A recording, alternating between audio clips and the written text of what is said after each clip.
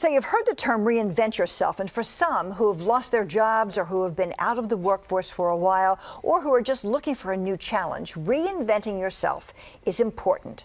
But where do you begin? How do you do it? Here was some advice as attorney and lifestyle expert Elura Nanos. All right, so whether we're talking about a big change or a little change, your first advice is to visualize. Let's start with that. Yeah, well, you have to know where you're going. If you don't know what the destination is, there's no way you're going to get there. So you have to have a good mental picture of who you're going to be now. And that can be either a big or a little change. But if you need to know where it is that you're going. Well, what I also think is interesting is that you say that you need to look the part. Now, what do you mean by that? Well, I think that taking on physical choices that really show what it is that we are going to be and who it is that we are important. So everything from clothing, accessories, hair, the little things that really take on the persona that we're trying to be. It helps us look the part and it helps you feel the part. So I really think those choices are important. Is it more than just a makeover?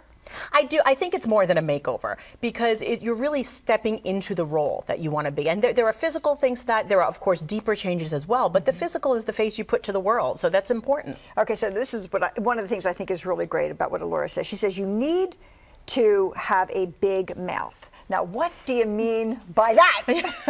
I am a professional big mouth, and I will tell you, no one is going to advocate for you the way you're going to advocate for yourself. So it's important, especially if you're talking about a career reinvention, you need to be able to say what you do in a quick and succinct way so that people understand what you're an authority about. If you want people to respond to you, you have to be able to say what it is you're doing. You're not going to get discovered. You have to tell people what it is you're here to do, and that's going to be an important piece to you actually having an opportunity to do it.